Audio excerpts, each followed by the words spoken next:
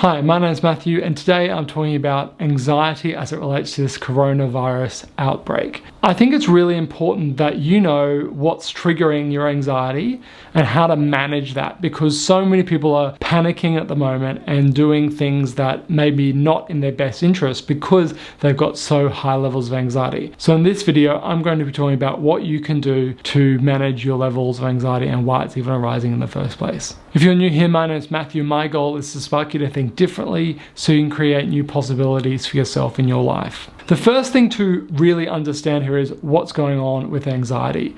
Well, anxiety is coming about because the levels of uncertainty about the future are beyond a threshold most people are comfortable with. Most people live their life wanting and thinking they are predicting the future in a way that they're comfortable with. They think about tomorrow and they think they know what's going to happen. And everyone is doing this to some degree. Now, what happens when you add a variable like the coronavirus that you just cannot predict the future? Your ability to predict goes out the window because you don't know how to account for this variable. Well, anxiety goes way up and the uncertainty levels about the future go way up. So what to do? Well, the way some people handle it is they go into panic buying and all this kind of stuff, which isn't actually very productive.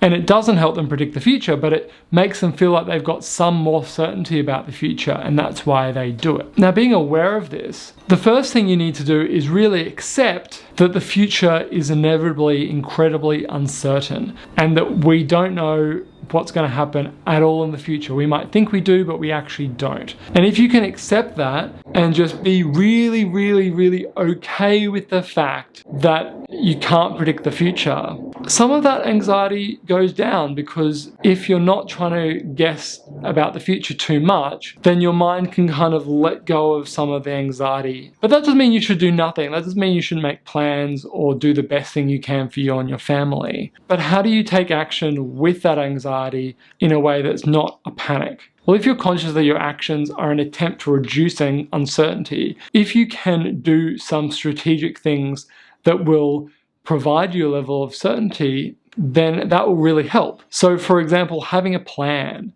just thinking about and doing journaling about what you're concerned about, and then simple things that you could do if those situations occurred, it is so helpful. Just getting this sort of stuff out of your head and onto paper, concretize it in some way and makes it more real and makes it less of a worry, because if your brain can see it, in some ways it can kind of let go of it and not worry about it too much. And by putting some of this stuff out on paper, it lets your brain process it and it kind of reduces that uncertainty level, because now you have more certainty about what you would do in certain situations. Ultimately, you've got to be okay to live with uncertainty. And so I'm going to end this video with an invitation. Can you just be here now, living with the uncertainty you have in your life and living the best you can with that?